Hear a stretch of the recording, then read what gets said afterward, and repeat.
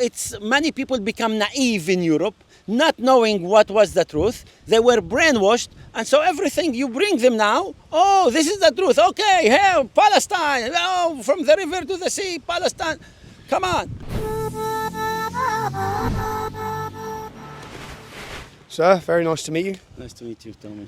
Where are we? Okay, so you are, as you see, the Sea of Galilee, where Jesus made his life, most of his life here with his disciples, chose his disciples from here. So all what we know, all Saint Peter, all the disciples of Jesus were picked up here in the Sea of the Galilee and spread his word from here to an entire world.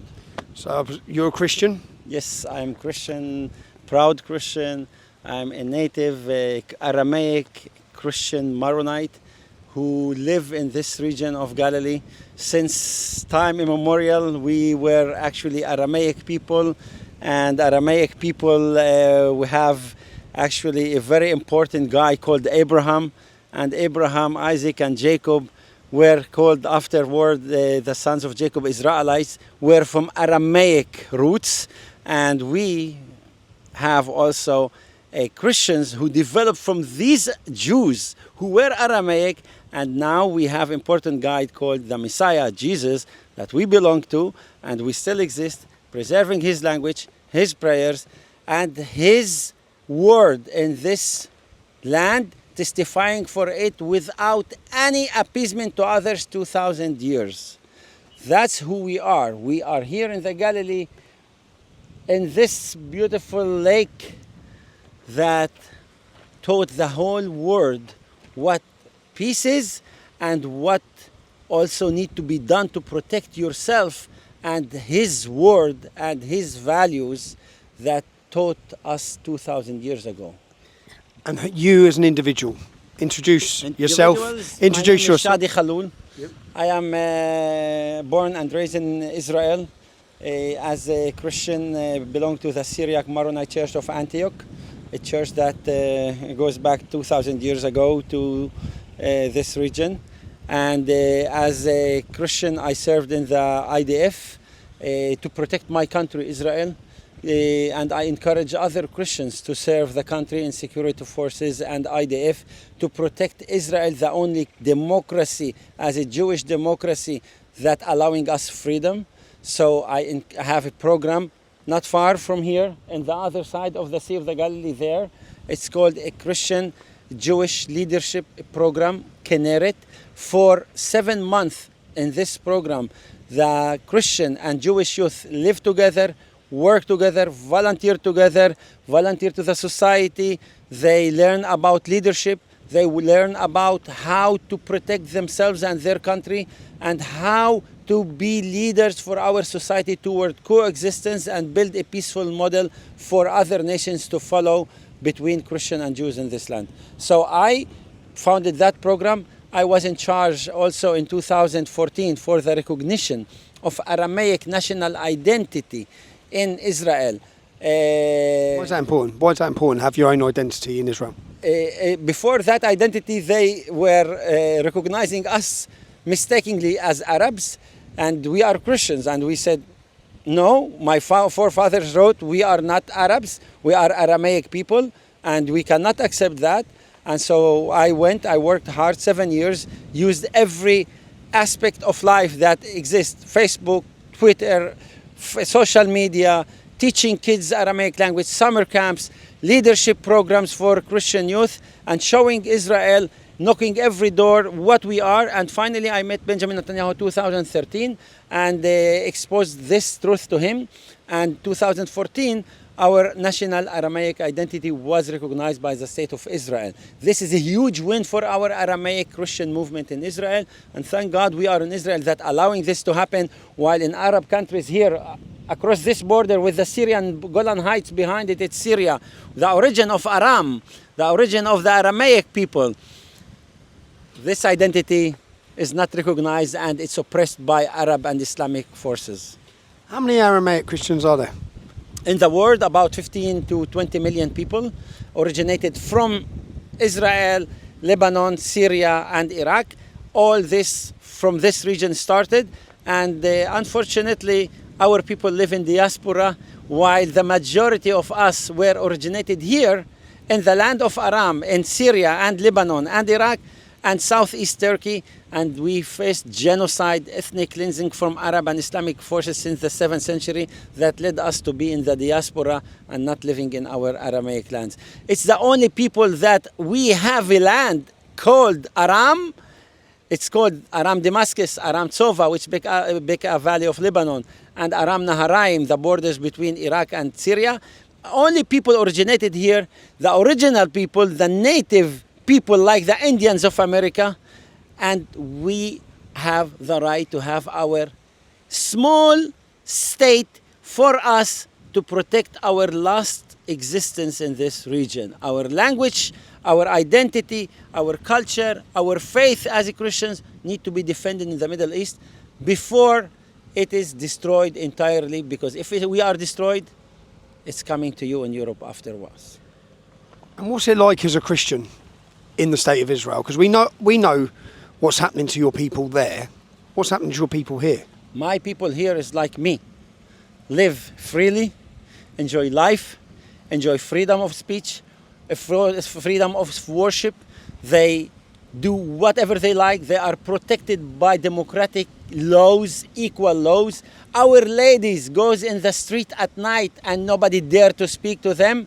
Not like in the Palestinian Authority in Bethlehem, where a Christian lady walk in the street and will be harassed and raped by the neighbors of Arab neighbors that they live among them. That's Israel. Israel protecting, have law of order, and Christian, when they have law of order, they can thrive.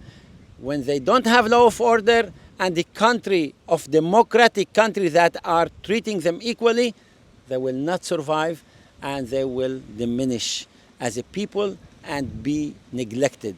That's what's happening for Christian and Arab country while we are here enjoying in Israel. See, I hear an ever-growing voice now coming out of some on the right in the United States especially, talking about Christians being mistreated in the state of Israel. Look, Israel is a Jewish democratic state, has 80% majority of Jews, okay? We have Christians in Israel as well, 2%. It's a small minority, 180,000 people, but it's a growing minority if we compare it with other minorities. Now Israel is in danger of a lot of enemies around us want to annihilate the state of Israel. Israel is focusing there. We have also some fanatics in Israel. We have some fanatic in Israel from a Jewish tiny minority, even not 0.5%. Okay. Are we talking about the fanatics that we sometimes there's videos that are shared from those on the right spitting on Christians? Exactly. So those are treated by the state courts and police, are caught and put in jail. But this is not the majority of the Jews. It's the same thing that we have Christians in Europe.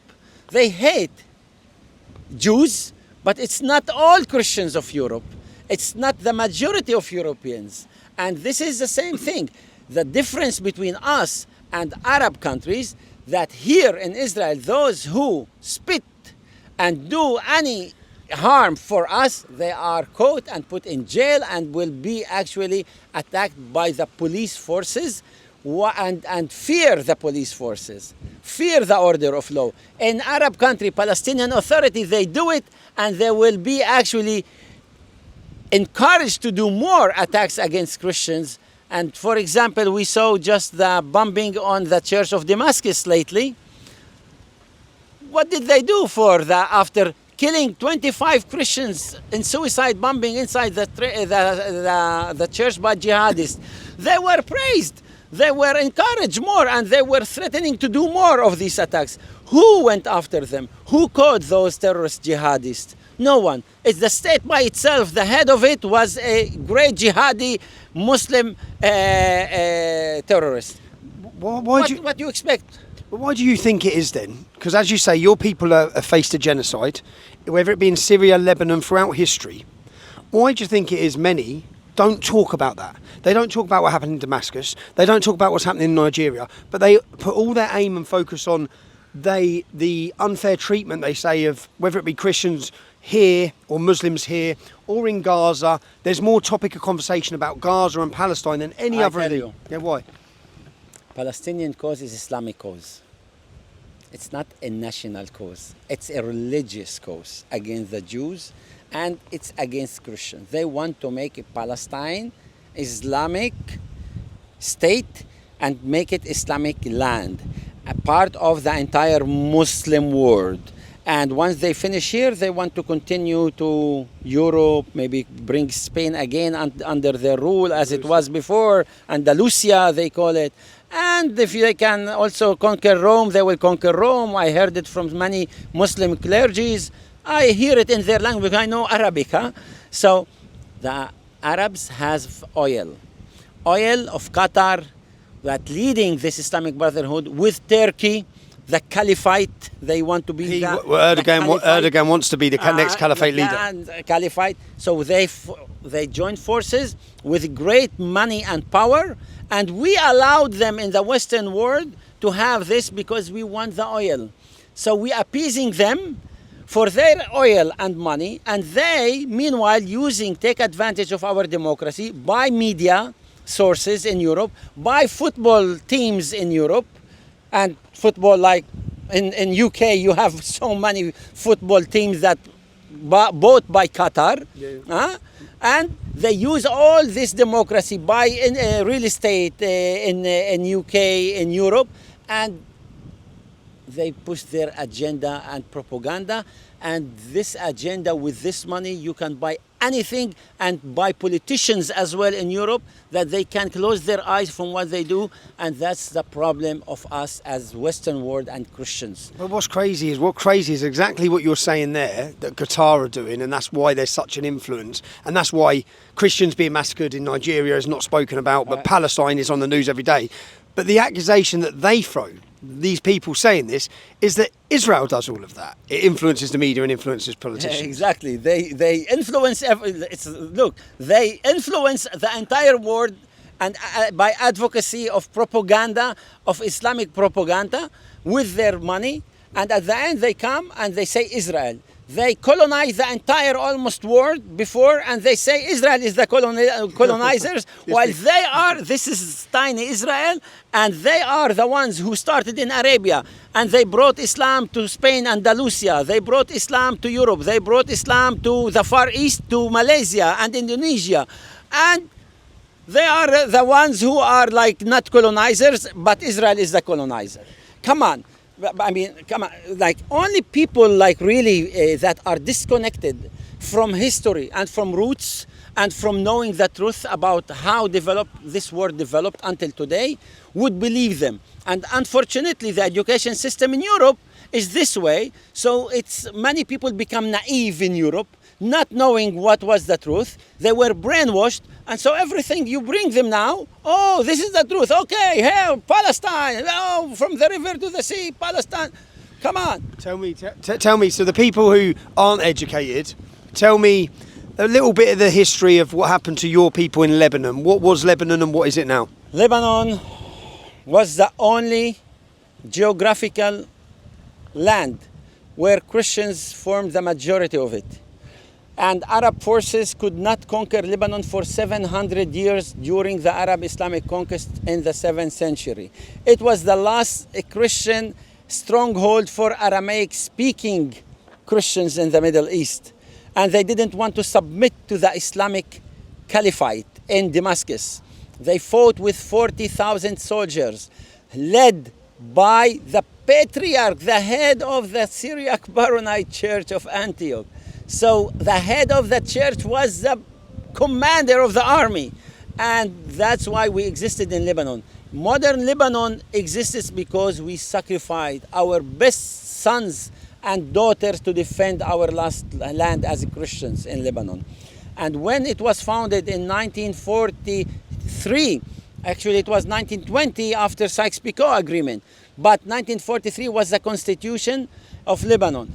Once it was founded because we as a Christian Maronites of Aramaic Syriac Phoenician background, wanted this country to be a safe haven for all persecuted Christians in the world and in this Middle East specifically, so they can find refuge in it. And at the end, they appeased the Muslims, even when they were a majority, and they made a deal with the Muslims, and they gave them like a division of power. They made the president of Lebanon to be always a Christian Maronite. They gave the government to be a Muslim minister, like prime minister, a Muslim Sunni, and the head of parliament Shia.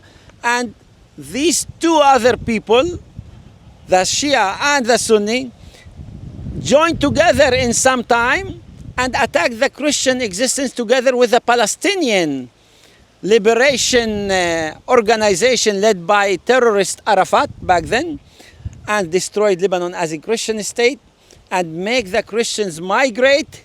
And they don't want to make peace with Israel to make it stable, because they know once peace comes, majority of diaspora are Christian Lebanese, will come back and will form a majority again. So it's not their interest to make peace with Israel in this region. So they destroyed Lebanon. Lebanon became a minority of Christians today, which are the indigenous. What year was this? What year did they destroy Lebanon? Because it wasn't that long ago. Lebanon, 1975. They started a civil war against the Lebanese Christians, ended up in 1990 by a deal of Arab powers, again bought by oil money, to force the Christians of Lebanon change the constitution and make Lebanon defined as Arabic state and not as just Lebanese state. After a massive civil war, after lots of murder of Christians, Yes. they forced and oppressed them into recognising that it's an Arab nation. They raped our women. They beheaded our men. They killed our elderly people. They took babies from the womb of their Christian mothers. Who was the first country to intervene? The first country who came to protect. save us as Christians in Lebanon in 1982 was no other than the Jewish Democratic State of Israel with its IDF forces, who intervened and entered Lebanon and to protect Israel borders from these same enemies that will come after killing the Christians to continue doing the same thing with the Jews as we saw in October 7. So Israel was there in Lebanon to protect also themselves and the Christians alike and save us from annihilation. Did some Christians feel upset? Did they feel that when Israel left? Yes. Because when Israel left, They were Christians disappointed. The Christians of Lebanon were disappointed, specifically in South Lebanon, when Israel was left Lebanon, because that was actually a last stronghold where Christians still have a free, powerful army, or militia that can protect their existence in South Lebanon, and this might be actually a force that could lead in the future, if they still exist, to liberate the entire Lebanese soil from the hands of Muslim and fanatic Muslims back then. I know the sun's going down, it's about to get dark. I just want to ask you, with what you've witnessed with your people in Lebanon, majority Christian country, welcomed Islamic immigration, jihad, takeover, now it's a terrorist stronghold where Christians are treated as with hell, face hell with it. But can you tell me, what would you say to Europe, to the British who you're watching from outside in? What warning would you give to the British or to Christians in Europe? I warn the Europeans and British people that I love so much, and I love them so much because they are Christians like me, majority of them. It was founded based on Christian background. That's why they are democracies actually. And I share with them a lot of values, a lot of faith, and we are one body of Christ, at least for me. And I worry for them, and please open your eyes to the threat.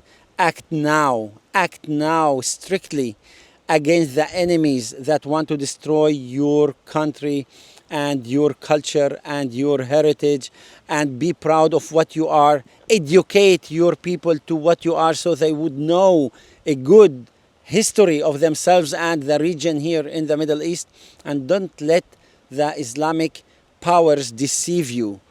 This is the way for you to exist as you are and keep your future generation enjoying their life as you, as fathers and mothers living today, enjoying it.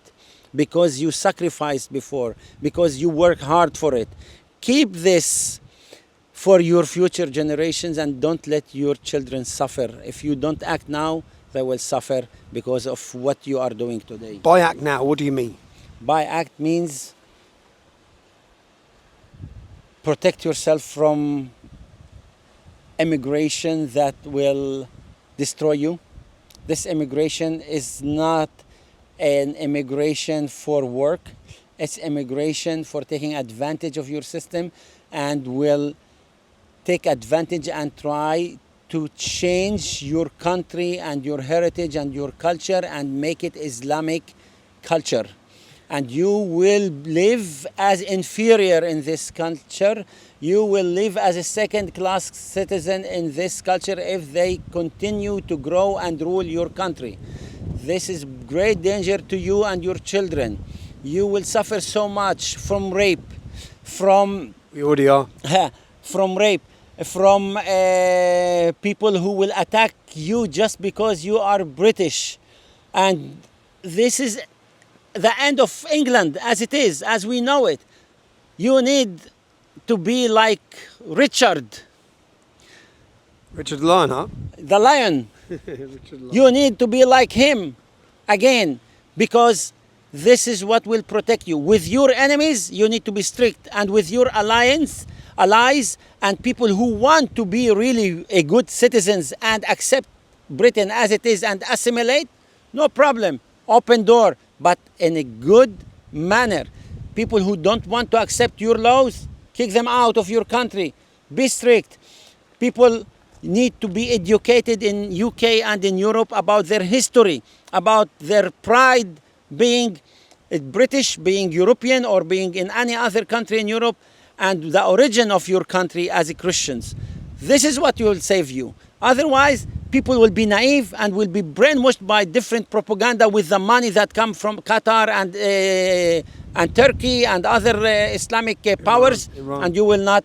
Iran is the head of it, is the head of the snake, Iran. As this regime, not the Iranian people, the head of the regime. By the way, there are so many Muslim in the world, at least like UAE, for example, that I know, like the foreign minister of UAE, he spoke himself like I speak against those radical Muslims. I'm speaking about radical Muslims who want to eradicate all our culture and countries. And he said that. So who am I to not say it? I will teach you the only prayer Jesus taught us here in this lake. Yep. When his disciples asked him, Lord, how we shall pray?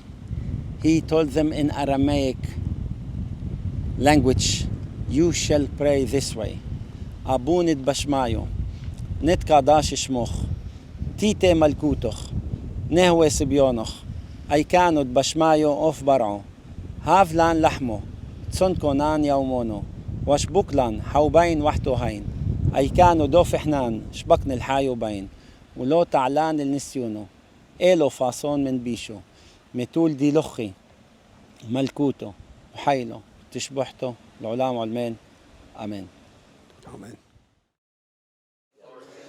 As I currently walk through the Muslim quarter of Jerusalem, we've come on this trip, as we do with all of our journalism, we have no large donors, contrary to the nonsense you hear. We struggle with our work. Imagine the work and content we could provide and produce if we could grow our team, if we could become an even bigger media empire. If you want to support our work, if you value the work we do, the work we do is to bring you the other side of the story the mainstream media don't tell you. The truth, on the ground, on the streets, in the towns, in the cities, in the UK, in different countries. Next we go to Poland. We've got lots of content. I need to get my next documentary done. If you've watched any of our work, it can't be done without you. We are by the people, for the people. That's who I work for you. Yeah? You make it possible. If you've donated, I want to say thank you already. If you haven't donated and you want to support our work, please do. We need your support.